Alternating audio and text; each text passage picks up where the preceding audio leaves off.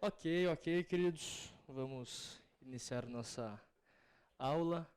Cara, particularmente para mim é um pouco estranho com a caixinha de som, mas vamos lá. Vamos orar para começar e aí a gente vê sobre mais 3 juízes que tivemos aí na história de Israel. Senhor Deus, te louvamos, te agradecemos por esse dia. Por toda a tua palavra, Pai, que nos faz examinarmos quem nós somos, ó Pai, e o que nós devemos ser. Que o Senhor possa nos dar um entendimento correto da tua palavra e que com isso possamos, em nossas vidas, ó Pai, praticar o que te agrada e o que é a tua vontade. Te peço também, ó Senhor, por todos que estão prestando vestibular, que o Senhor possa dar o entendimento correto a eles, ó Pai, e tranquilidade para realizarem o vestibular com excelência e que, independente do resultado, Pai, que eles possam dar o melhor de si nessa prova. É isso que eu oro, em nome de Jesus. Amém. Vamos lá então, queridos. Hoje nós veremos 3 juízes com ênfase em um específico. Em Juízes 10, começa o seguinte, falando, depois de Abimeleque, um homem de Issacar, chamado Tolá, filho de Puá, filho de Dodô, levantou-se para libertar Israel. Ele morava em Samir, nos montes de Efraim, e liderou Israel durante 23 anos. Então morreu e foi sepultado em Samir. Depois dele veio Jair, de Gileade, que liderou Israel durante 22 anos. Teve 30 filhos, que montavam 30 jumentos. Eles tinham autoridade sobre 30 cidades, as quais até hoje são chamados povoados de Jair e ficam em Gileade. Quando Jair morreu, foi sepultado em Camon. Bom, nós vemos aqui 2 juízes específicos que o Senhor levantou. Só que, se vocês percebem, a gente tem pouca descrição de quem eles são, pouca descrição do que eles fizeram, pouca descrição de como foi o juizado deles. Isso não quer dizer que eles não são importantes. Provavelmente eles fizeram grandes coisas por Israel. Porém, a gente não tem relatos disso. Portanto, a gente vai dar uma pincelada bem rápida sobre esses 2 e vamos para Jefité. Vamos ver os capítulos 10 até o 12, que aí fala sobre esses 3 juízes. Então, o primeiro deles é Tolá. Como que a gente tem feito, né, um padrão de que a gente vê quem é o inimigo de Israel, o tempo de opressão e o tempo de paz. Porém, hoje, um pouco fora da caixinha, eu mudei isso. Ao invés de tempo de paz, eu coloquei tempo de liderança, que é o que de fato nós temos relato. Portanto, o inimigo, não temos informado o inimigo. O tempo de opressão também não é informado. Mas, para não ficar só não informado, não informado, não informado, o tempo de liderança foram 23 anos. Temos também Jair, com o inimigo não informado. O tempo de opressão também não é informado. E o tempo de liderança que nós tivemos de Jair foram 22 anos. Portanto, mesmo não tendo relatos, nós sabemos que provavelmente eles realizaram grandes feitos, provavelmente lideraram bem Israel. Isso não é à toa, porque nós vemos que o tempo de liderança deles foi extenso, sim. Portanto, visto isso, vamos agora então para o juiz que nós optamos por dar maior ênfase. No versículo 6 fala o seguinte: mais uma vez os israelitas fizeram o que o Senhor reprova.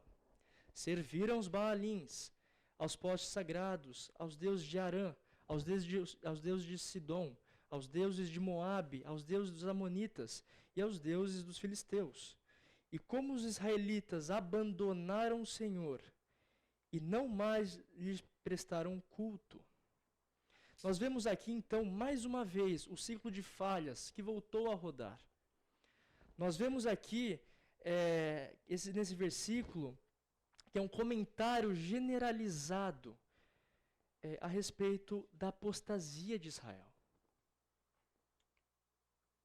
O autor aqui está interessado em mostrar sobre Israel e sobre as consequências da apostasia de Israel.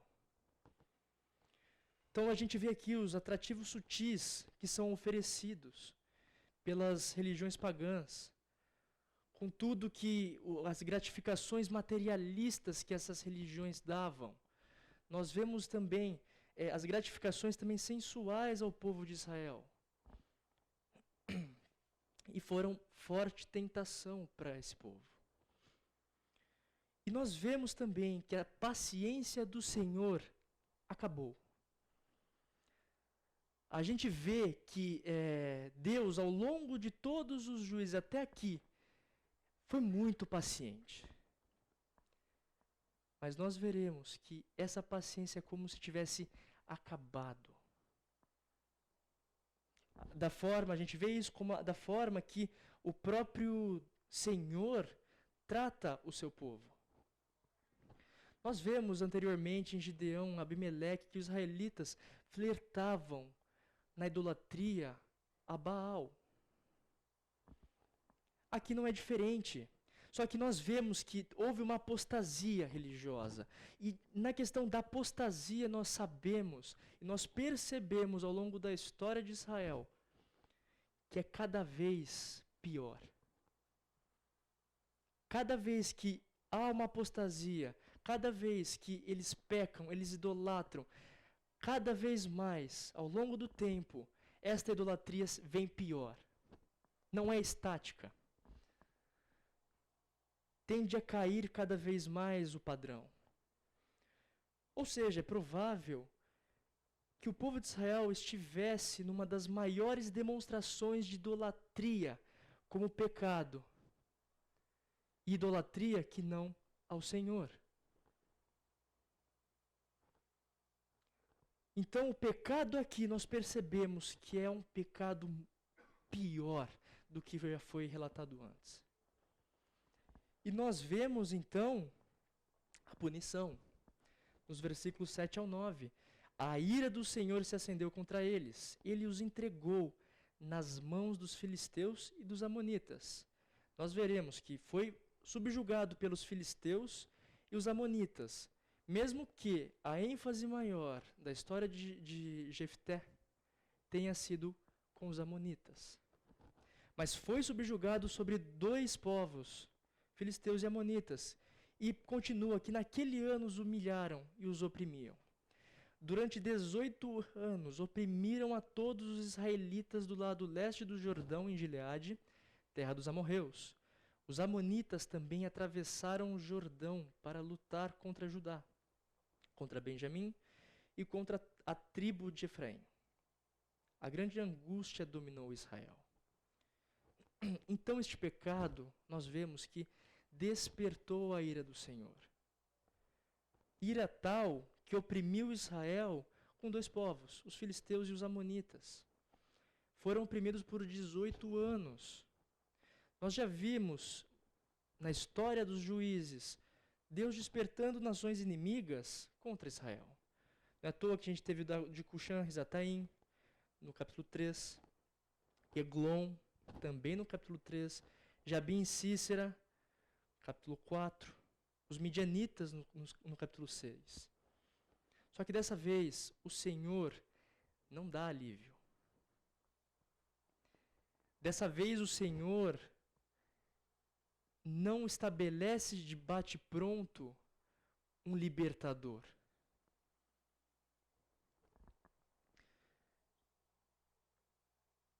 E mesmo assim, mesmo o povo entendendo, sabendo do pecado que cometeu. O capítulo 10 inteiro, a gente vai ver, trata de Deus recusando o clamor de Israel. E aqui no versículo 8, o texto separa naquele ano e também 18 anos. E é utilizada a mesma palavra hebraica aqui, de ano. a gente vê o quê? Que quando ele fala, naquele ano, os humilharam, os oprimiam. Esse naquele ano, a gente vê que se refere diretamente à opressão que foi relatada no versículo 7. Não passou muito tempo, não foi extenso o tempo em que teve uma lacuna de tempo até os filisteus e amonitas irem e subjugarem Israel. Foi imediato. Naquele ano, eles subjugaram.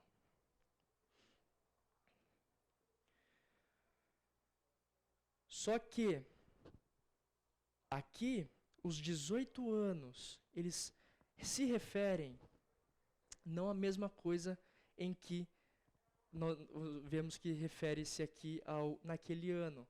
Mas aqui ele fala que em Gileade esta opressão durou 18 anos.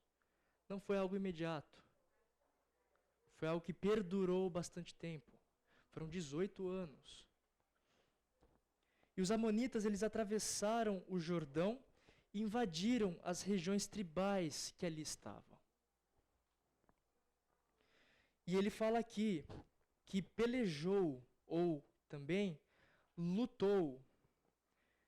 E o pelejar aqui no hebraico, ele traz a ideia de quebrar, esmagar.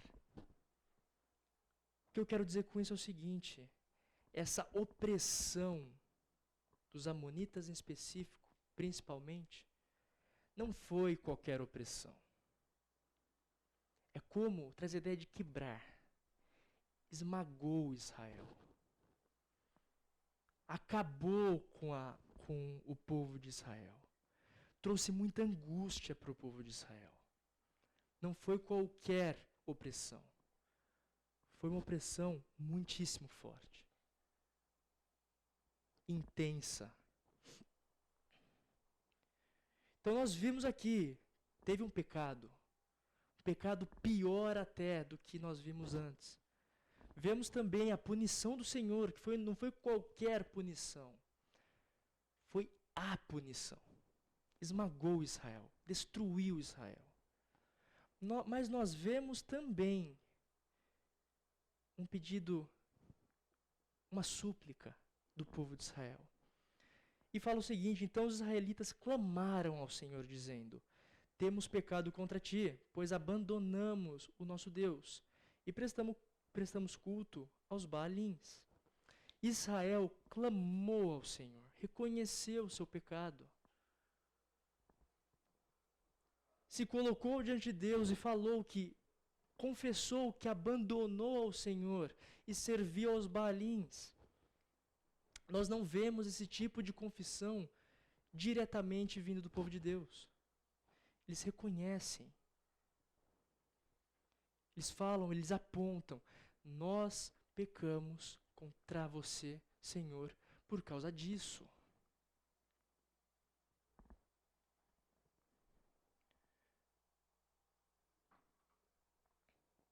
Parece até que teve uma progressão depois dessa opressão espiritual na vida de Israel. O fato é, Deus exigia e ainda exige amor constante nosso para com Ele. Mas não só isso, Ele também exige constante lealdade, obediência de seus filhos a Ele e à palavra dEle. Ele opera continuamente para benefício do seu povo. Não é à toa que nós vimos, do começo ao fim de Juízes, o Senhor levantando um libertador, um salvador.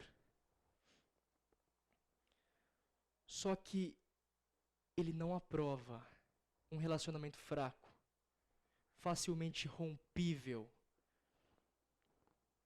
dos seus filhos, onde Ele é invocado somente na hora do vamos ver. Naquela hora em que você está angustiado e sabe que necessita de alguém que o liberte. Deus exige muito mais do que isso.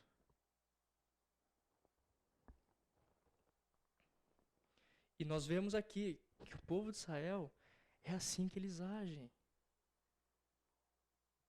Eles idolatram pior até do que antigamente. E na hora do vamos ver, e na hora em que estão no problema, no caos, onde eles sabem que eles não podem fazer nada, aí que eles vêm e suplicam a Deus. A questão é, isso daí é um padrão que nós vemos do povo de Israel, mas também é um padrão que nós vemos até de nós. Quando está tudo indo bem, nós ficamos alegres, falamos, nossa, isso é muito bom, vamos continuar. Só que na hora em que vem o problema, parece que acende o estalo e fala, realmente eu preciso de alguém maior do que eu. Não somente na hora da alegria, não somente na hora em que está tudo indo bem.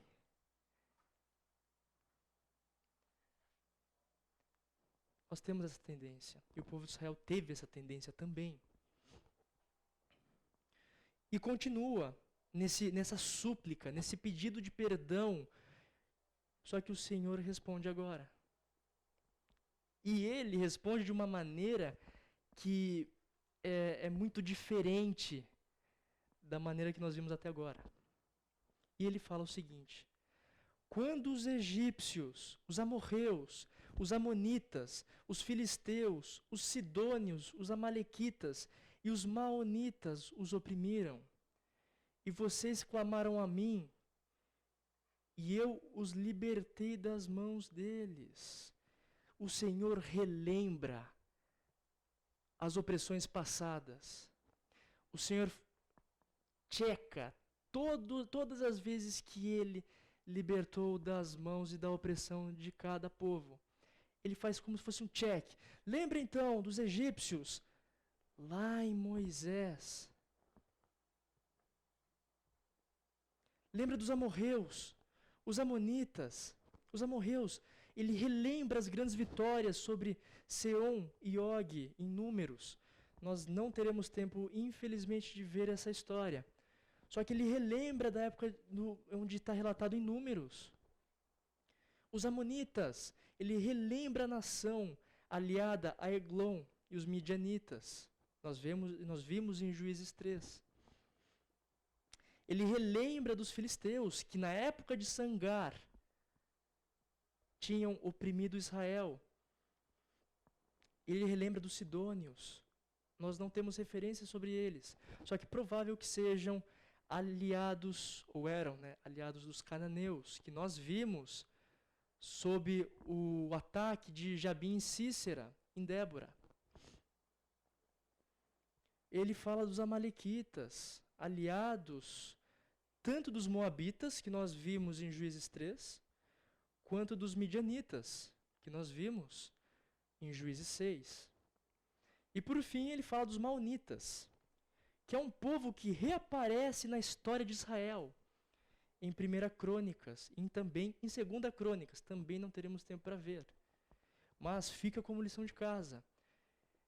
Ver essa lista da opressão que Israel teve e que o Senhor relembra, e aonde que eles foram descritos. Se quiserem também depois, durante a semana, a gente também relembra e passa para vocês no grupo. Fato é, o Senhor, Ele não reergue de bate-pronto um libertador. Ele acusa Israel. Vocês não se lembram da época que eu libertei vocês? O que aconteceu? Parece que vocês esqueceram. Porque a idolatria que vocês fazem hoje é tão ruim e tão pior quanto faziam antes.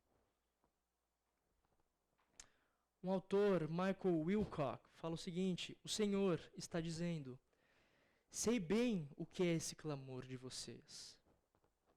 É simplesmente um pedido de socorro, que pode muito bem ser dirigido tanto aos Baalins quanto a mim. É como se Deus estivesse dizendo isso. O que vocês estão fazendo, vocês poderiam muito bem fazer aos deuses que vocês estavam idolatrando. E parece que vocês não se lembram de quem de fato é o libertador. Não são os juízes que eu libertei vocês. Não são vocês e a sua força. Sou eu. Só que parece que vocês não se lembram do que foi feito. Então, ele continua. Mas vocês me abandonaram e prestaram culto a outros deuses. Por isso, não os livrarei mais.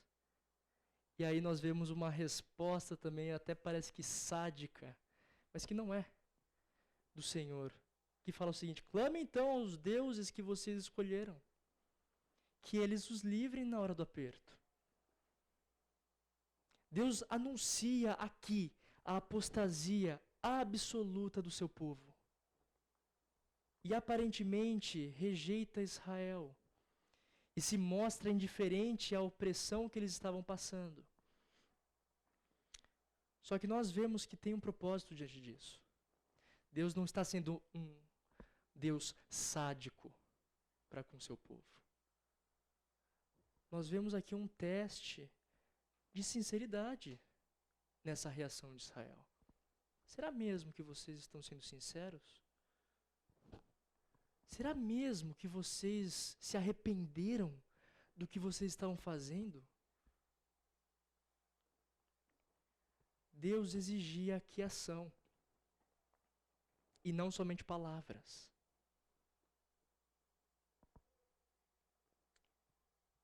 Deus quer dizer que o clamor deles nada mais é que um clamor de um fraco, pedindo que alguém mais forte o livre da desgraça. Os israelitas estão tristes aqui pelas consequências do seu pecado. Mas será que eles estão tristes pelo que de fato eles deveriam estar tristes? Que é desonrar ao Senhor? Será que eles estavam realmente tristes pelo que eles estavam fazendo, não por eles mesmos, mas para com o amor que o Senhor sempre demonstrou para com eles?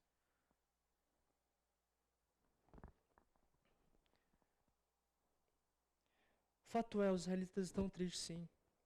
Só que o que nos parece aqui é que eles não estão verdadeiramente arrependidos do pecado. E o verdadeiramente arrependidos não é você e eu sentirmos tristeza pelas consequências que nós levamos do pecado. É possível sim abandonar a idolatria de maneira idólatra. É isso que eles estão fazendo. Eles estão tratando a Deus como se fossem os seus ídolos passados. Ok, nós estamos arrependidos pelo que nós fizemos e também estamos arrependidos pelas consequências que a gente está tendo aqui. E é por causa disso que nós estamos indo diante do Senhor. E o Senhor manda essa mensagem falando: será mesmo que vocês estão arrependidos? Ou é só por causa de consequências atrás de consequências? E muitas das vezes também nós fazemos isso. Só na hora que vem a consequência, nós reconhecemos o que nós fizemos, o pecado que cometemos, e não somente isso, mas o que nós fizemos com o amor daquele grandioso Deus que nos alcançou.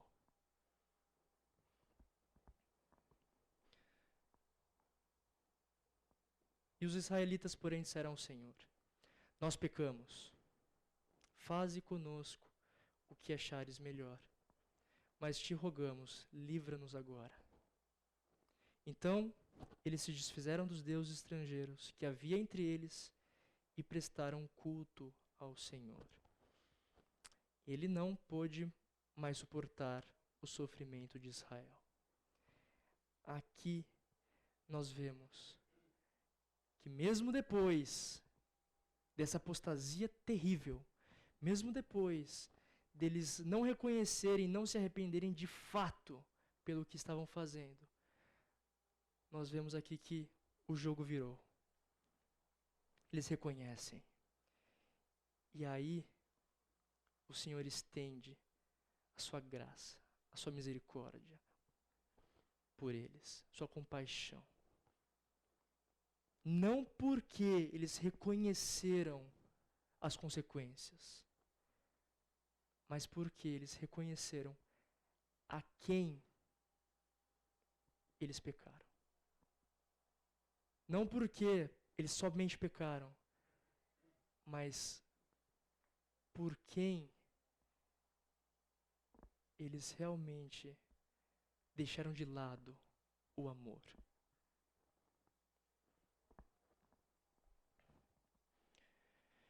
Nós vemos então 2 sinais de arrependimento verdadeiro. O primeiro deles, o pesar pelo pecado e não pela sua consequência.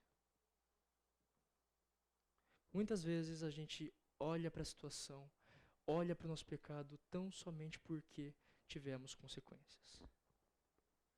Muitas vezes a gente olha para o que nós fizemos porque tivemos consequências. Ou só olhamos para as consequências em si. Não. O verdadeiro arrependimento não olha para a consequência. Ele olha para o pecado. E o segundo,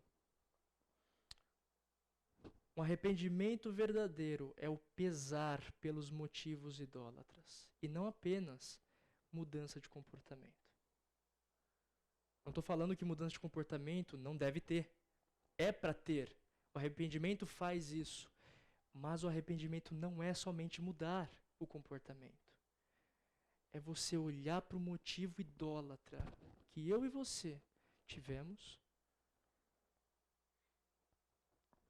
e falar, cara, o que eu estou fazendo?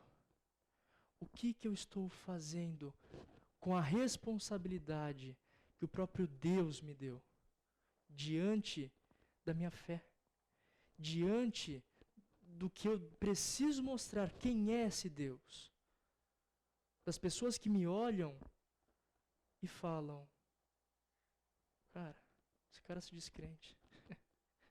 Como? Como que esse cara se diz crente se ele faz essas coisas? É pesar por essas coisas, pelo motivo que nos levou a idolatrar outra coisa senão a Deus. Só que nós vemos aqui graça e misericórdia. O tardio a se irar e atendeu ao clamor de Israel. Só que Deus estava esperando este momento e mostrou: agora vocês tiveram arrependimento. Porque vocês não pesaram pelas consequências agora, como antes vocês fizeram no seu clamor. Mas vocês pesaram pelo pecado que vocês cometeram. E por quem vocês estão simplesmente deixando de lado. Não são vocês que vocês estão deixando de lado, sou eu, o seu Deus. Mas agora vocês reconheceram.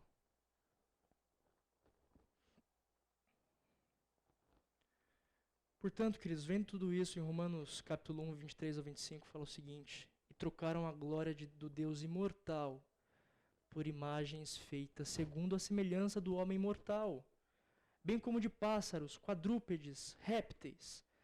Por isso Deus os entregou à impureza sexual, segundo os desejos pecaminosos dos seus corações, para a degradação dos seus corpos entre si. Trocaram a verdade de Deus pela mentira, e adoraram e serviram a coisas e seres criados em lugar do Criador, que é bendito para sempre. Amém. Paulo aqui fala da idolatria.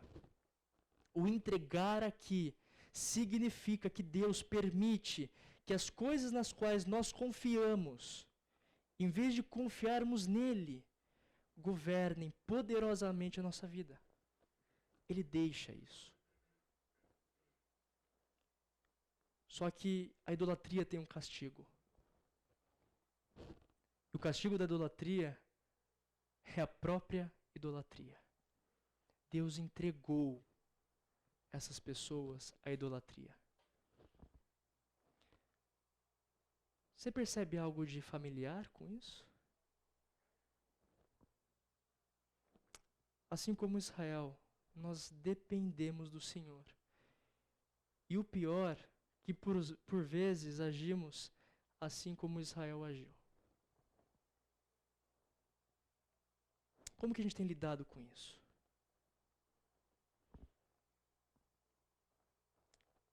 Você e eu idolatramos alguma coisa na nossa vida? Dinheiro? Status? Emprego de sucesso? Ou até curso de sucesso? Casamento? Aceitação das pessoas, tanto na faculdade, no trabalho, ou até na igreja? O que nós temos idolatrado? E o que nós devemos fazer então com isso? Reconheçamos o nosso pecado, reconheçamos a nossa idolatria com pesar.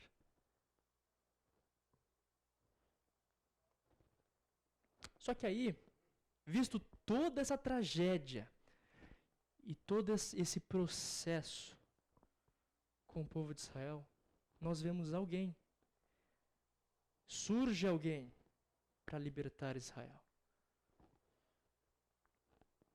E aí entramos no capítulo 11, que fala o seguinte: Jefté, o gileadita, era um guerreiro valente. Opa, ele é valente. Diferente de alguns juízes ou pessoas que libertaram Israel. Esse cara era diferente, ele era valente. A característica dele era a coragem. E continua, sua mãe era uma prostituta. Seu pai foi Gileade. A mulher de Gileade lhe deu filhos, que, quando já estavam grandes, expulsaram Jefté, dizendo: você não vai receber nenhuma herança da nossa família, pois é filho de outra mulher. Então Jefté fugiu dos seus irmãos e se estabeleceu em Tobi. Ali um bando de vadios uniu-se a ele e o seguia. Vamos ver então quem Deus usa. Primeiramente, esse homem é corajoso. Ele é valente. Mas não só isso. Ele era filho de uma prostituta. Não somente isso. Ele tinha meio-irmãos que o expulsaram. Vemos o que, então, que esse herói veio de uma família completamente disfuncional. Sua mãe era uma prostituta. Seus meio-irmãos expulsaram ele. Porque eles não queriam que a herança ficasse com ele também. Ele se tornou chefe de uma quadrilha de marginais na sociedade de Tobi. Esse chefe de quadrilha de marginais que nós vemos aqui é como a gente conhece em filmes, e assim vai, como se fossem piratas. Não os piratas romantizados do cinema, mas os piratas que chegavam, saqueavam tudo, sem deixar nada. E ele era o chefe dessa gangue, dessa máfia. Ele era um bandido, vindo de um lar arruinado. Só que este é o escolhido por Deus para libertar o seu povo. Muito estranho para nós, né? Ouvir uma coisa dessas. Quando, muitas das vezes, o herói, em filmes, músicas, séries, é aquele cara que é todo bonitão. É aquele cara que se sobressai na sociedade. É aquele cara que tem uma boa imagem diante das pessoas. Só que o herói aqui que Deus usou era um bandido de lar arruinado.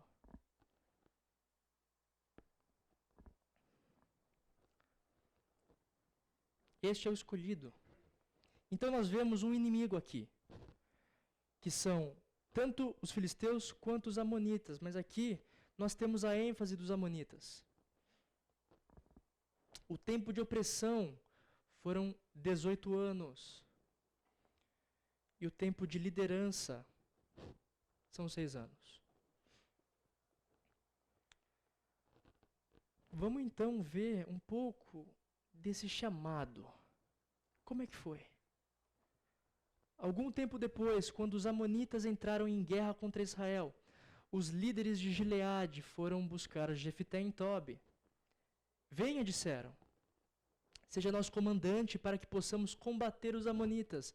Vejam aqui, que até no chamamento deste homem foi diferente. Não foi Deus que levantou e falou, vá. Foram os líderes de Gileade que foram até ele e falaram, venha.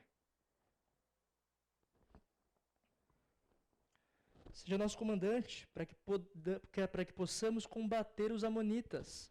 Disse-lhes Jefté, vocês não me odiavam e não me expulsaram da casa do meu pai? Por que me procuram agora, quando estão em dificuldades? Apesar disso, agora estamos apelando para você, responderam os líderes de Gileade. Venha combater conosco os amonitas, e você será o chefe de todos os que vivem em Gileade. Temos algumas coisas para considerar aqui, muito interessantes. As invasões dos amonitas deixaram os anciãos de Gileade tão desesperados que procuraram a ajuda de Jefté. Tiveram que engolir o seu orgulho. Por que eu estou dizendo isso? Porque a resposta de Jefté deixa claro uma coisa. Que provavelmente os anciãos tinham tanta culpa na expulsão dele como os meio-irmãos dele. Provavelmente, nessa expulsão que Jefté sofreu, foi um grupo que foi e expulsou ele. E provavelmente foram os anciãos junto. A ponto de Jefté falar o seguinte, mas vocês não me odiavam? Não foram vocês que me expulsaram da casa do meu pai? Eu lembro disso. E mesmo que a gente veja, às vezes, essa fala de Jefté de uma forma vingativa, não tem nada relacionado à vingança nessa fala. É uma característica de Jefté contestar. É uma característica de Jefté falar, ué, eu não estou entendendo. Vocês não fizeram isso contra mim, mas e agora na hora do aperto vocês vêm a mim. Como assim? Tanto é que mais para frente contra o líder dos amonitas, o rei Amon, ele contesta o rei em várias questões. Só que aqui nós vemos uma atitude oportunista de Jefté. Ele aproveitou as oportunidades para voltar a Gileade. E não deixou que seu orgulho tomasse conta, porque se deixasse, ele já teria falado, não, vocês se virem agora. Eu não quero mais nada com vocês. Vocês vão morrer nas mãos dos amonitas, mas eu não vou ajudar vocês. Mas ele não fala isso. Por mais que ele pudesse até falar isso. Ele não falou. Ele só contestou, vendo a necessidade dos anciãos. Ele aceita e ele até cava uma aceitação social. Quando ele foi rejeitado socialmente pelas pessoas, pela sociedade de Gileade, ele vai e cava a sua aceitação. A ponto de os anciãos falarem: se você combater conosco, você vai ser o chefe de todos os que vivem em Gileade. E o chefe de todos os que vivem em Gileade, este convite, era para se tornar um ditador local. Não era qualquer líder. Era um ditador. E não era por um tempinho. Era para o resto da sua vida. O chefe sobre todos quer dizer isso. E depois dessa proposta, ele aceita.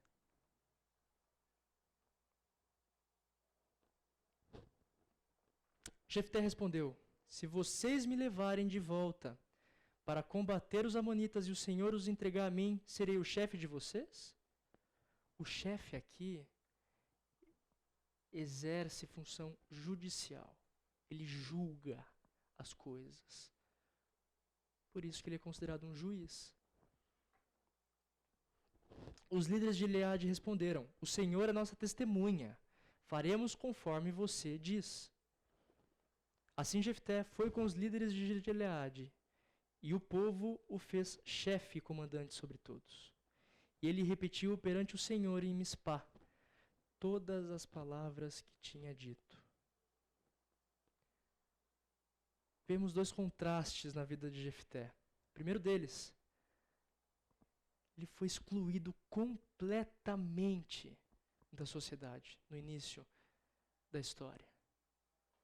E vemos que o jogo virou a ponto dele se tornar o ditador local para o resto da sua vida.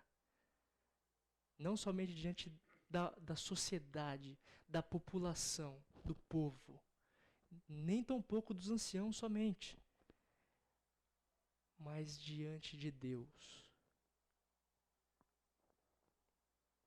Eles fazem questão que isso seja oficial, principalmente para o Senhor.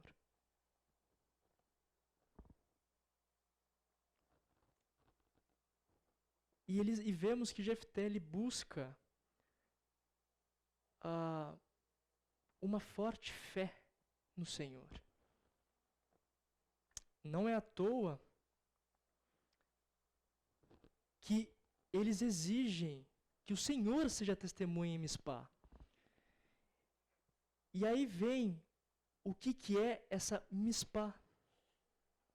Mispá, vemos historicamente que era um lugar de pactos, um lugar de votos, feito anteriormente. Eles fizeram uma aliança lá. Essa foi selada numa cerimônia solene. Se a gente fosse trocar por palavras mais atuais, vamos falar que ele foi coroado, quase que coroado pelos anciãos. E bem no santuário de Mispá. O que eu quero dizer com isso? Que o pacto de Jefté com os anciãos foi feito no local de alianças, num local propício para isso, diante do Deus de alianças. O local era propício historicamente falando, porque é o local onde, naquela cidade, eram feitos pactos. Esse pacto não foi qualquer pacto. Esse pacto foi feito no local de pactos, diante de um Deus pactual. E aí nós vemos o início do juizado de Jefté, que nós veremos após tomar uma aguinha, dar uma conversadinha e voltamos e vemos isso daí. Ok, vamos continuar. Sei que é um pouco maçante, eu sei que é um pouco cansativo ver tantas coisas, tantos detalhes. Sei bem como é que é, mas vou tentar interagir um pouco mais com vocês para que a gente possa realmente ter a melhor aula que a gente puder ter, tá bom? Bom, até então, nós vimos o perfil, ou melhor, um pouquinho do perfil de quem é Jefté. O que vocês perceberam até aqui de quem é Jefté? Quais são as características dele, que nós já vimos até então? Ele é valente. O que mais? Além de valente.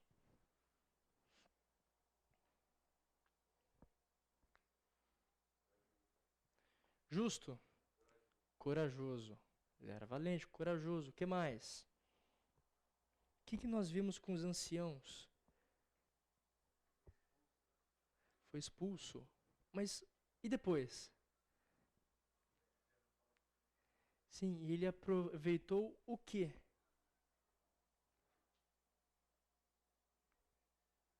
Ele aproveitou as oportunidades. O cara era a cabeça. O cara aproveitava das oportunidades que vinha até ele.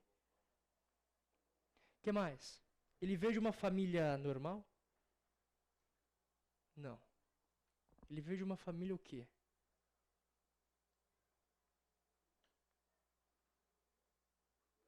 Desestruturada, disfuncional. Ele era temente a Deus?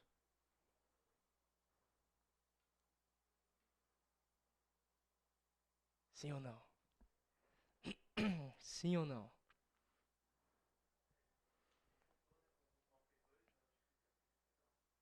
Acredito que não.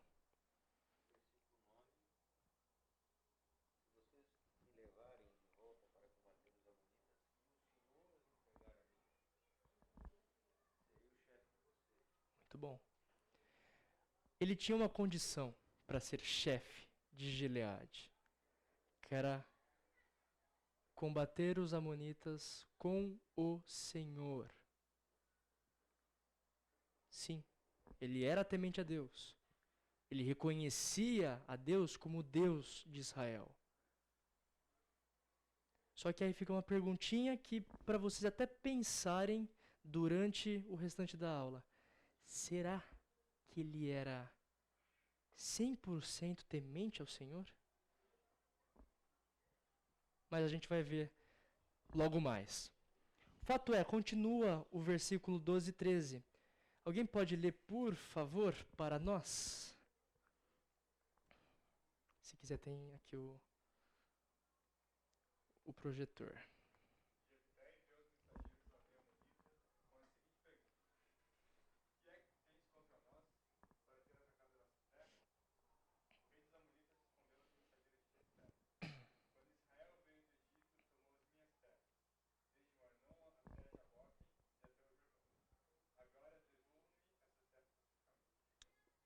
Muito bom. Nós vemos aqui no versículo 12, então, que Jefté, ele não sai e já batalha, como a gente vê em Sangar, a gente vê entre outros juízes. Ele não sai e batalha logo de cara. Ele tenta arrumar um jeito de conseguir a paz sem batalhas. Tanto que ele pergunta: o que vocês têm contra nós por ter atacado nossa terra? Mas ele não somente tenta não batalhar, mas ele tenta de uma maneira acusativa. O que vocês estão fazendo? A gente não fez nada para vocês. Não estou entendendo o que está acontecendo aqui. E os amonitas falaram, devolveram a acusação, falando que aquela região pertenceu originalmente aos amonitas.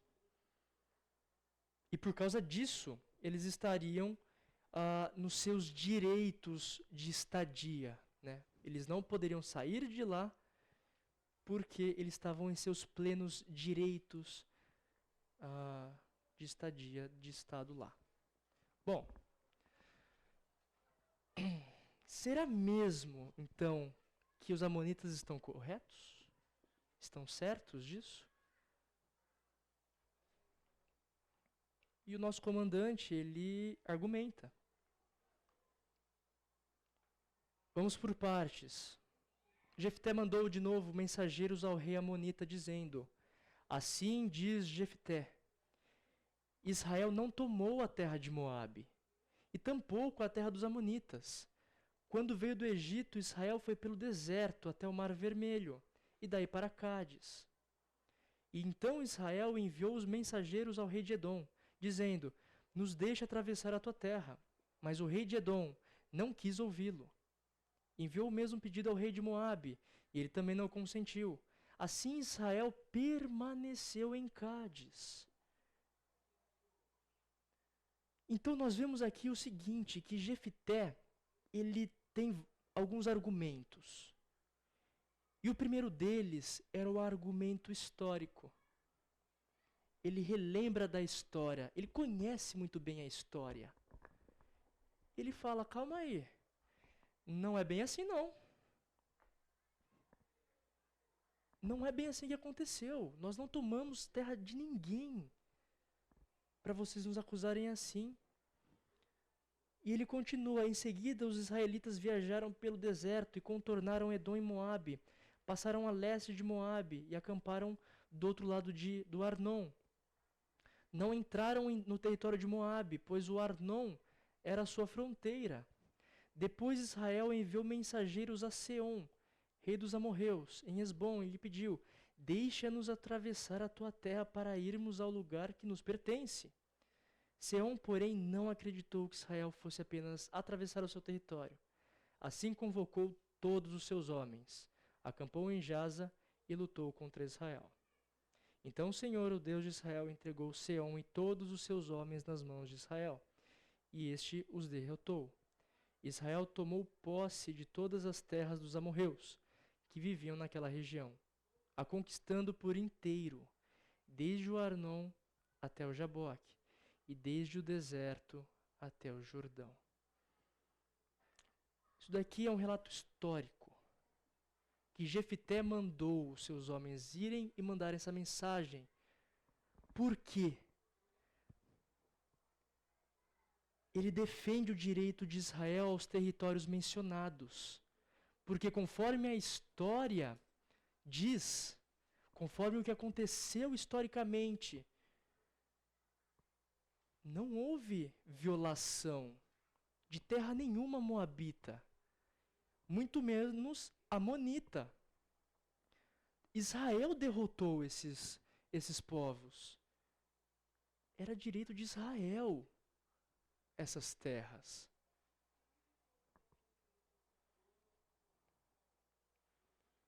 A gente vê essa história em Números 21, que a gente vê que o território, na realidade, lá antigamente não era dos amonitas, era dos amorreus. Os amonitas não tinham direito sobre a terra em que eles estavam, porque não foi conquistada por eles. Era primariamente dos amorreus, só que foi confiscado depois pelos amonitas, provavelmente, fazendo com que eles estivessem lá nesse momento da história em Jefté. E Jefté, em seu brilhantismo, ele sabia disso. Ele reconhecia isso. E ele fala, calma lá. Vocês não têm direito nenhum sobre essas terras. Vocês estão acusando Israel de algo que não tem nada a ver. Essas terras não eram dos amonitas, eram dos amorreus. E Israel conquistou depois.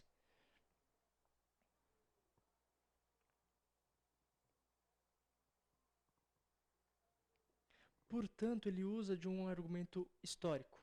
Ele relembra na história. Quem que poderia ler esses dois versículos, 24 e 25? Pode ser no projetor também.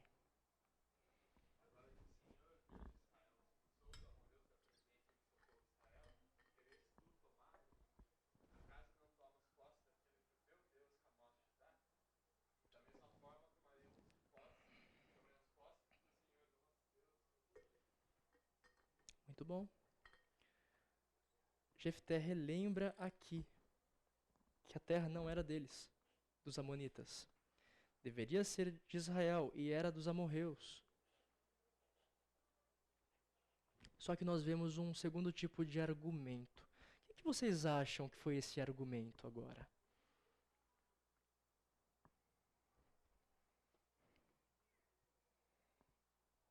De acordo com o versículo 25.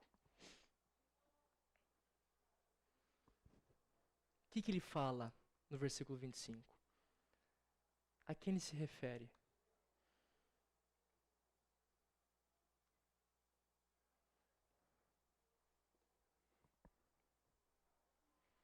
Alguém?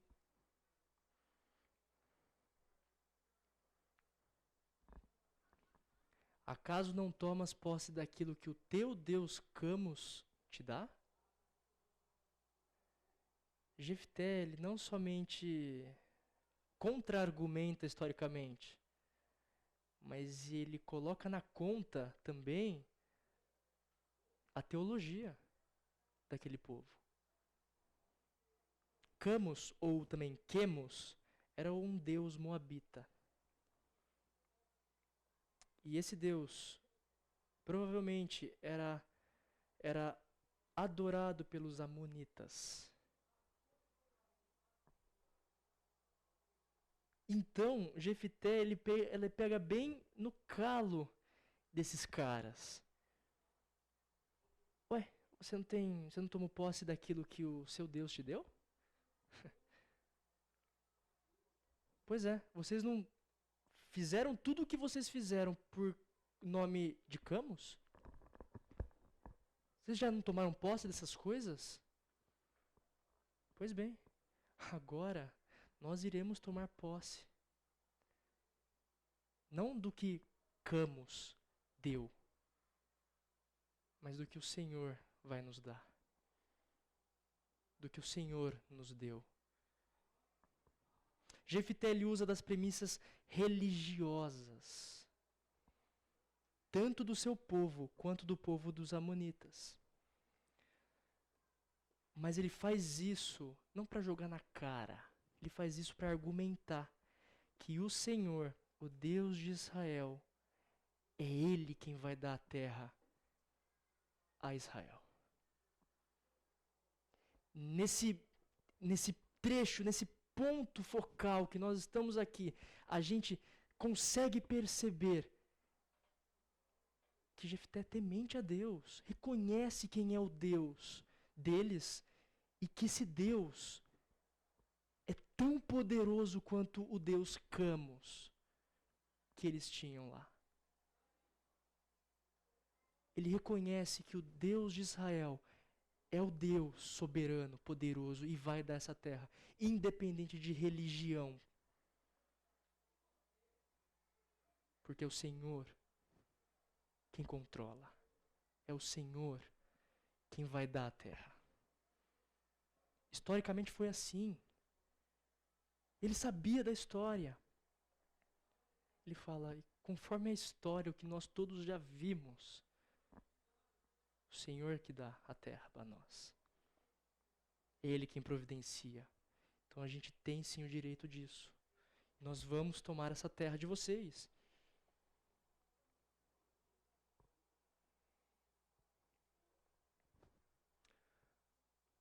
Alguém pode ler aqui os versículos 25 até o 28, por favor?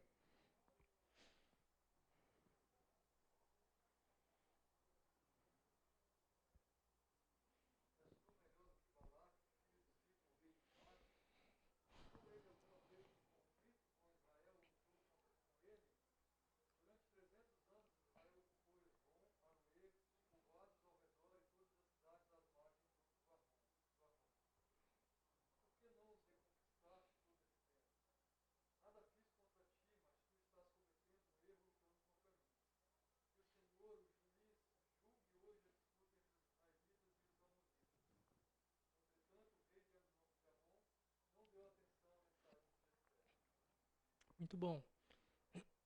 Nós vemos aqui um terceiro tipo de argumento. Ele falou da história, o que aconteceu de fato com a terra em que os amonitas estavam. Ele falou que Deus quem vai dar a terra e não o Deus deles. E aqui ele apela para um precedente legal, dentro da legalidade. E ele fala, nós estamos dentro de precedentes legais. No versículo 25, Jefté lembra que o rei de Moabe, na época, ele não tinha achado necessário atacar Israel na terra ao norte de Arnon. O fato é, se o rei de Moabe não entrou em conflito com Israel, ele não conquistou. Se ele não conquistou, dentro da legalidade, não é a terra dos amonitas. É de Israel. Porque ninguém se contrapôs. Ele continua no versículo 26, e ele não contestou o direito de Israel à terra. Eles não contestaram os ancestrais amonitas. Então, Jefté, pegando esse gancho, ele fala, por que então a gente precisa fazer algo? Por que vocês precisam fazer algo contra nós então, se a gente está dentro da legalidade? Rei Moabe não contestou terra a ninguém, nem para nós, nem para vocês. Por que é que vocês estão então falando isso?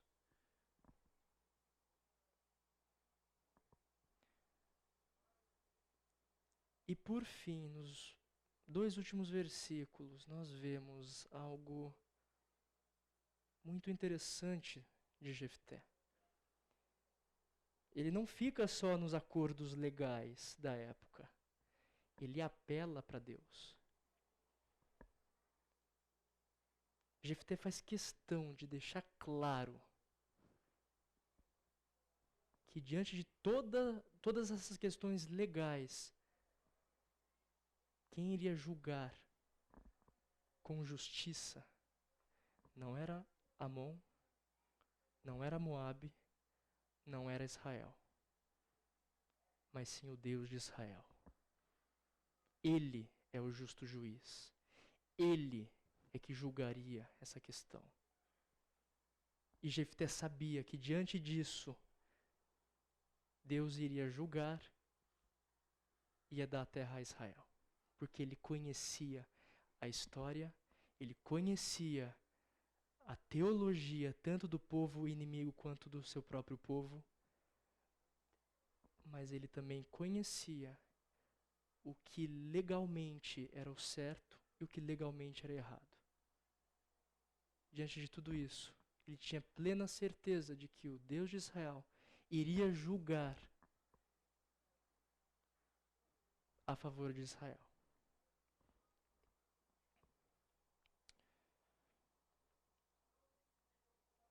E no final das contas, a gente vê que o rei Amon desprezou completamente o que Jefté falou. E que era uma conduta esperada, sim, do rei Amon. Muitas vezes, a gente vê isso daí, poxa, mas caramba, o rei Amon não escutou. Caramba, depois de tudo isso, de todos esses argumentos que são verdade, ele ainda assim não escutou? Só que aí eu novamente pergunto, o que nós vemos de semelhante conosco?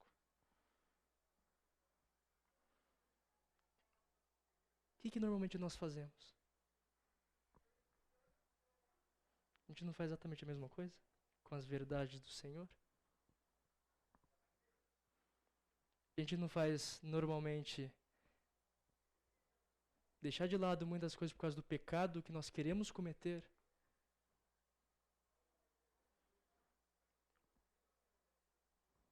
era um padrão esperado de qualquer pecador, principalmente que não temia a Deus.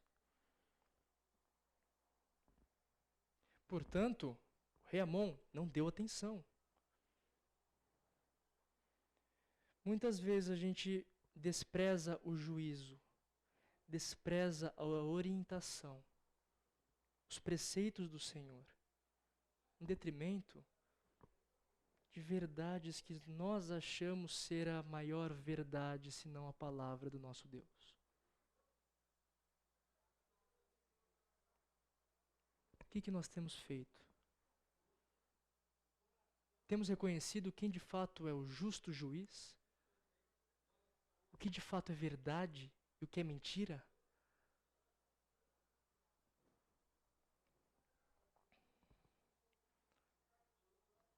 Primeira Pedro fala o seguinte, capítulo 2, ele não cometeu pecado algum, e nenhum engano foi encontrado em sua boca. Quando insultado, não revidava, quando sofria, não fazia ameaças, mas entregava-se àquele que julga com justiça.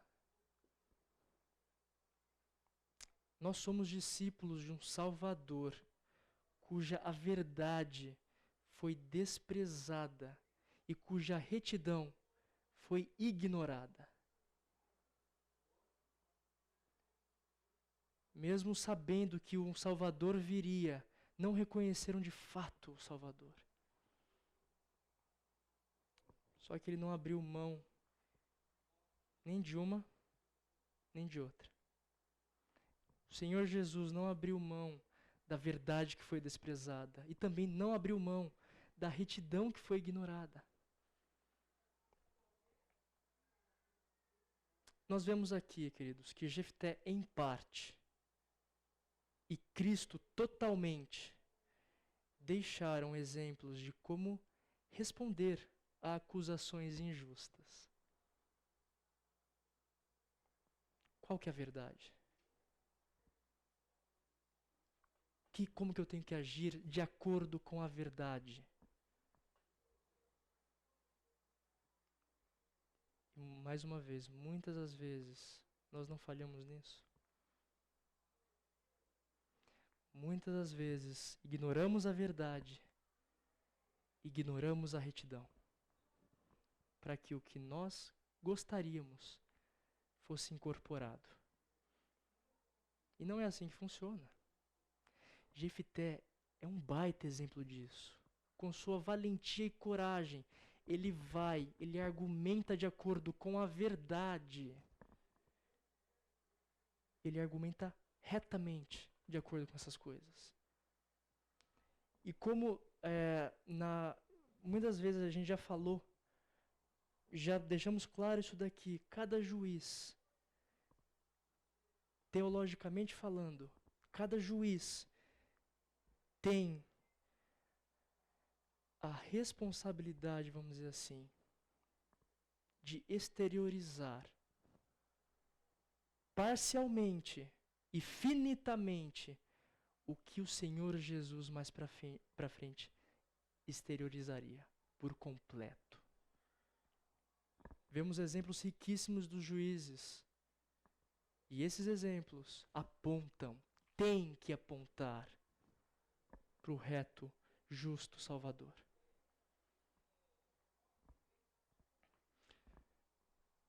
Portanto, aqui nós acabamos a parte do boca a boca entre Jefté e o pessoal de Amon. E aí nós veremos o que vai acontecer agora em diante. A gente já ficou sabendo, já foi citado aqui também semana passada, sobre o voto de Jefté. E Jefté é muito famoso pelo voto, convenhamos. O que vocês sabem desse voto? Agora eu quero ouvir de vocês. O que é esse voto para vocês? Lembrando que não tem resposta certa ou errada, tá, gente? Só para eu entender o que vocês entendem deste voto de Jefté. Se já estudaram, já viram sobre isso, e mesmo assim se não viram.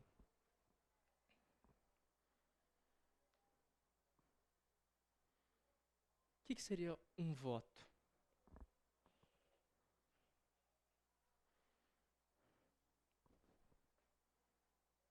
Alguém?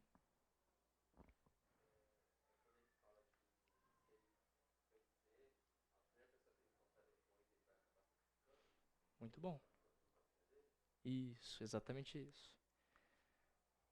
É a história em que Jefté faz um voto a Deus e fala: olha, se o Senhor me conceder vitória diante dos amonitas, a primeira pessoa que sair desta porta, eu vou sacrificar em teu nome.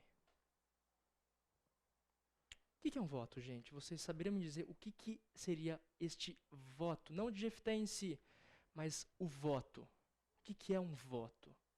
Quando você fala, olha, tal pessoa vai fazer um voto no casamento dele. Particularmente eu estou tendo muita experiência com isso. O que você quer dizer? Um comprometimento. O que mais?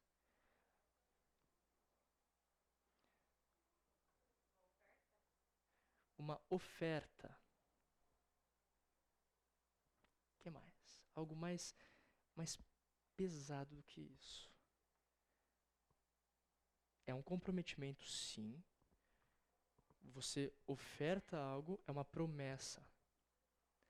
Mas uma palavra que eu queria que vocês chegassem era, e que vocês firmassem bem sobre o voto, é que ele é um juramento. E o que Deus diz sobre juramentos?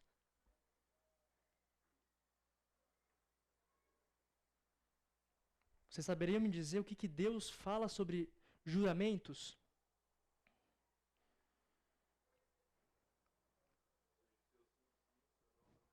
O seu sim, sim, o seu não, não. Muitas vezes eu pelo menos, quando eu ia para acampamentos e tudo mais, sempre tinha aquele grupinho de meninas que falavam assim: seu sim, sim, não, não? Olha lá, hein, você está falando isso, mas o seu sim, sim, não, não, né? Tem certeza? É isso mesmo? Olha lá, hein? O seu sim, sim, o seu não, não, por favor, hein? É basicamente isso. Olha bem o que você está falando. Você vai cumprir? Porque o seu sim é o seu sim. E se for não, é não. Você vai cumprir, tem certeza. Vamos ver então o que Jefté fez. Qual foi o voto de Jefté? Alguém poderia ler, por favor, esses versículos? Muito bom.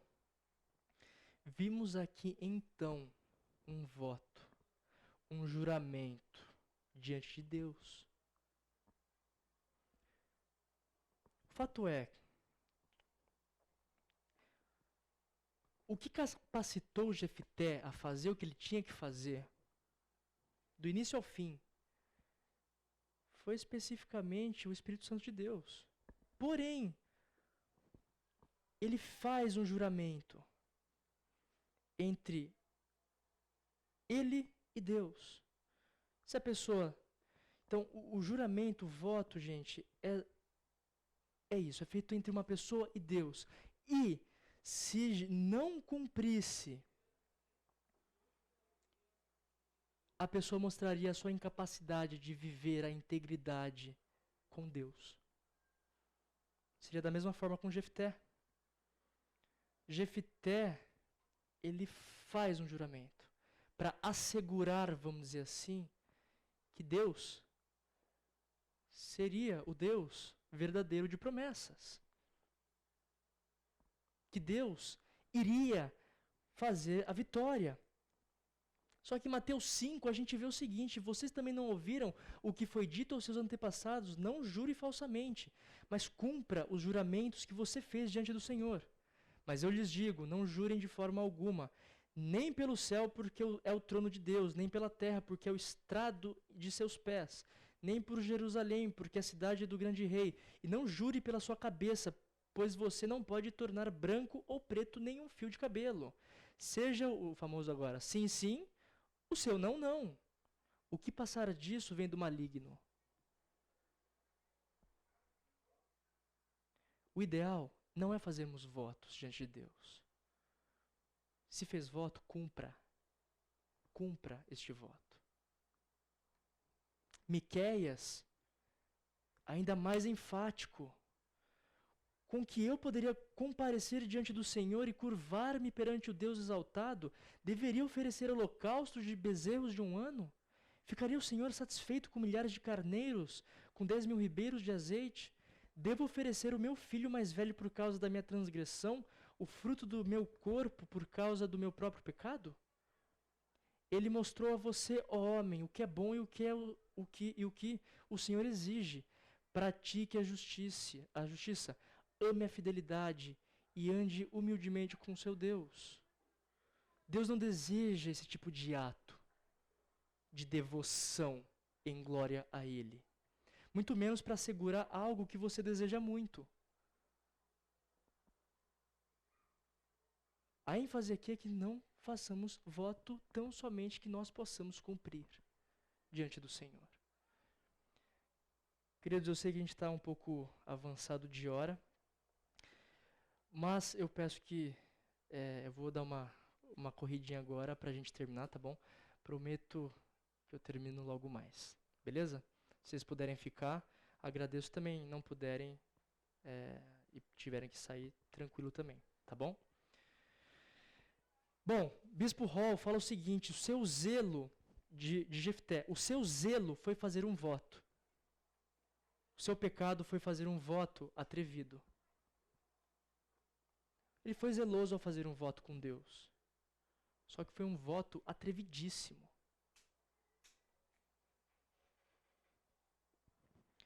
Portanto, será que nós conhecemos verdadeiramente ao Senhor? Se Jefté soubesse quem de fato é Deus, ele saberia que ele não deveria fazer voto algum para assegurar que Israel fosse vitorioso. Ele simplesmente iria pela confiança no Senhor e batalharia. Deus se agrada dos nossos sacrifícios diários, não porque eles são bons, mas porque Ele quer nos mostrar quem de fato Ele é e o que Ele deseja trabalhar nas nossas vidas, para que nós nos tornemos mais parecidos com Ele, com o seu caráter. Jefté parecia conhecer quem era Deus. Seus feitos, sua grandeza, sua história diante do povo de Israel, mas a sua vida, suas escolhas, seus valores indicavam que não.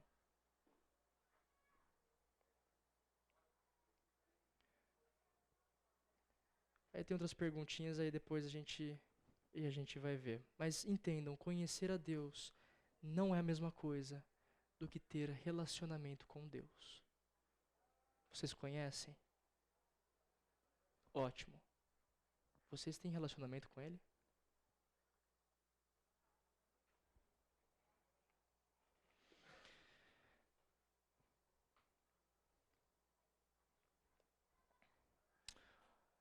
Ok, nós temos aqui agora a derrota amonita, as consequências do voto de Jefté. Vou tentar passar bem rápido, tá, gente? Porque realmente a hora está avançada. Jefté foi combater os amonitas, o Senhor entregou nas suas mãos, conquistou 20 cidades. E assim foi. Os amonitas foram subjugados pelos israelitas. E tivemos as consequências do voto. Quando Jefté chegou à casa em Mispá, sua filha saiu ao seu encontro, dançando ao som de tamborins. E ela era sua filha única. Ele não tinha outro filho ou outra filha. Quando a viu, rasgou suas vestes e gritou: "Ah, minha filha! Eu estou angustiado e desesperado por tua causa, porque eu fiz ao Senhor um voto que não posso quebrar." Gente, imaginem a situação. Imaginem a situação em que ele se colocou. Ele vai e fala assim: não, eu vou fazer um voto diante de Deus, eu creio no Senhor, mas eu preciso fazer esse voto, eu sou temente a Ele, é isso, e vai ser isso. E quando chega na hora de cumprir-se os votos, chega a filha. Vem para festejar. A única filha. Vem para festejar.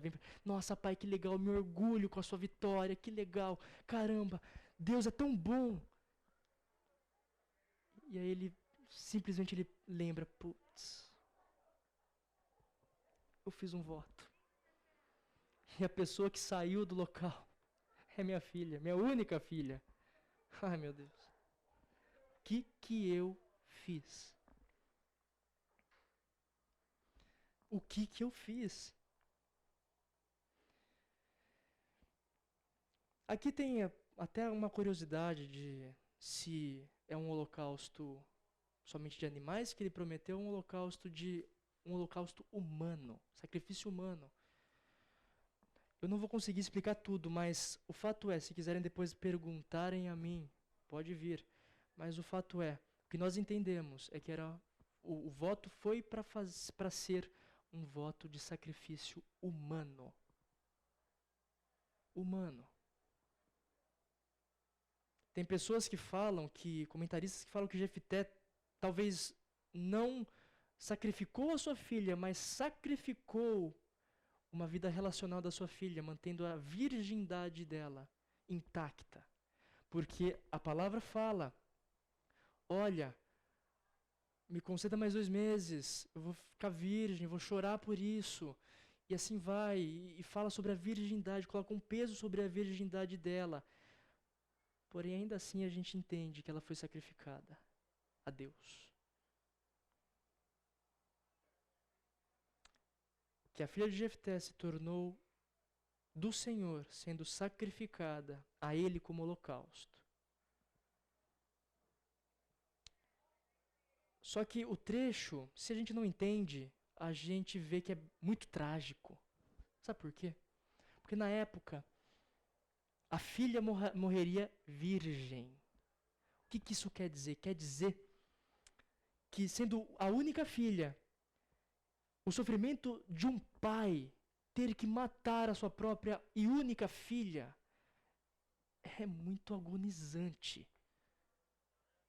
Mas não só isso, para piorar, ela era virgem. O que isso quer dizer? Na época,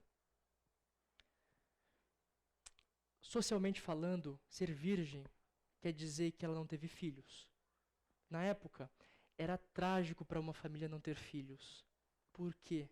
Porque era importante que gerasse descendentes da pessoa que haveria de falecer. Assim, a sua parentela ou o seu nome não seria jamais apagado da história. Socialmente falando, foi trágico também. Jefté chora porque é sua única filha e vai morrer. E chora porque o seu nome, a sua parentela vai acabar aí. Não vai ter filho para contar história. Não vai ter descendente para falar, putz, eu sou neto de Jefté.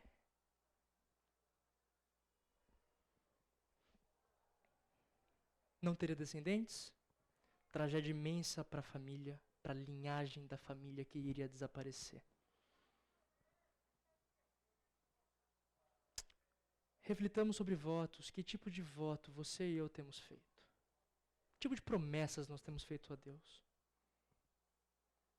Quais as promessas para Deus ou para outros que a gente tem se comprometido? A gente pode ver o trecho e pensar o quão ridículo foi esse voto de Jefté. Por quê? Porque ele demonstra com esse pacto a falta de conhecimento em Deus, da graça de Deus. Ele acha que é um Deus pagão, que vai simplesmente dar para ele uma vitória por causa de um voto. Sendo que a palavra nos diz que um voto não vai dar nada a ninguém. É Deus quem dá por graça e misericórdia, pelo pacto dele a nós. Ele não se apegou a isso, ele se apegou pelo pacto. Esse incidente dá testemunho de quão sagrado era um voto para Deus, a ponto de ter que fazer. Jefté, mesmo que ousado, mesmo que ignorante, ele foi leal ao seu pacto. Ele foi e fez. E a sua filha também. Por amor a Deus, eu entendo, Pai, que você vai ter que me sacrificar, mas antes deixa eu chorar por tanto tempo. Depois eu volto e você me sacrifica e conclui o seu voto a Deus, porque isso é sagrado. A filha de Jefté, mesmo que evidenciada por profunda tristeza, ela foi leal ao pacto de Jefté com Deus e submissa a esse pacto.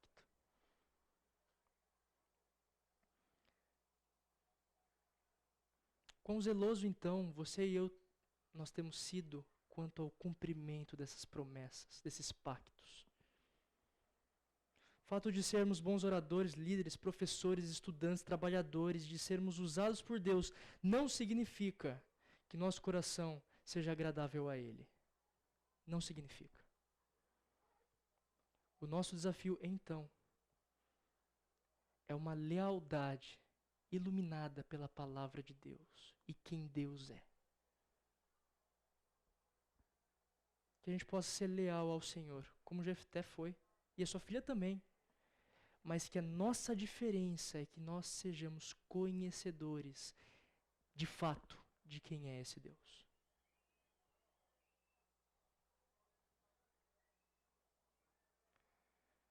Nós temos algumas outras coisas aí de pacto e assim vai, que a gente não vai passar. E com isso eu termino aqui, queridos. Tem aí o final entre Gileade e Efraim também. Jefté contra Efraim. Mas qualquer coisa também na semana que vem a gente conclui, a gente começa com isso daí, que é bem rapidão. Depois vai para o que o Fábio tem a dizer depois. Tá bom?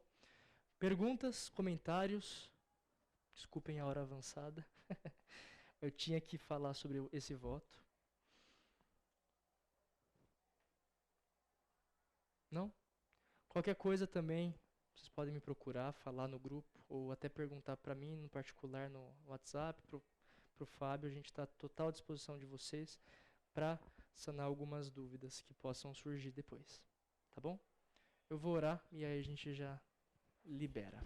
Senhor Deus, te louvamos, ó Pai, pela tua palavra, porque o Senhor nos mostra, ó Pai, por meio dos juízes, que de fato nós somos falhos. E realmente o Senhor nos mostra o que nós precisamos valorizar e priorizar, ó Pai.